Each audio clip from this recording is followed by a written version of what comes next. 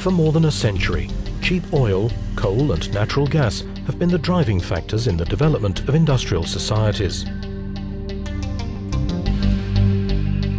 The prices of these fossil fuels are determined by the world market. If fossil fuel prices could be regulated to remain high and stable, it would favour the development and competitiveness of low-carbon technologies. This could be achieved either by means of taxation or by an international carbon trade system. Many industrialized countries have already put taxes on fossil fuels in order to finance public spending and because they wanted to stimulate energy savings. High prices for fossil fuels are an economic burden, especially for developing countries. During periods of high oil prices on the world market, governments in many developing countries have felt it necessary to subsidize fossil fuels in order to keep their economies running. So, as high fossil fuel prices will be harmful to developing countries, they'll need some sort of compensation from the international community.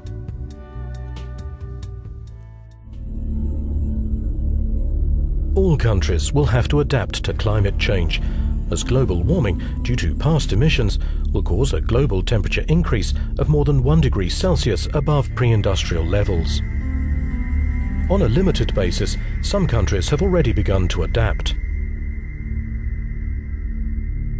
Many early impacts of climate change can be successfully addressed through adaptation.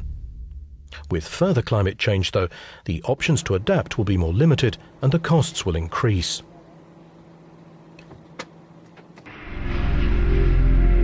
Examples of possible responses to climate change range from new planning regulations to building of dikes and changes in land use.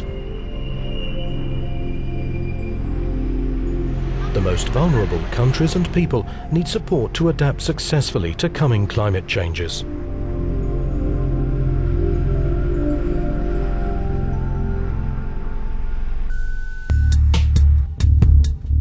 It's in everyone's interest that developing countries don't follow the same development path and repeat the mistakes industrialized countries made before anyone knew about global warming.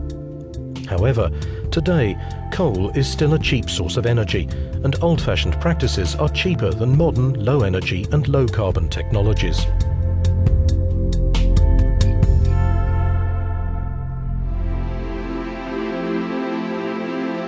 The new technologies are primarily developed in high-income countries.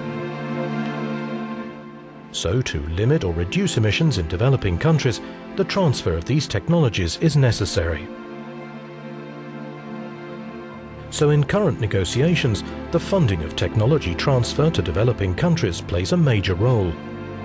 Large amounts of money will be needed for this purpose, as well as for adaptation. Negotiations will also deal with whether some kind of financial system should be installed, which would automatically generate the funding needed for developing countries. For example, by putting a tax on international transport.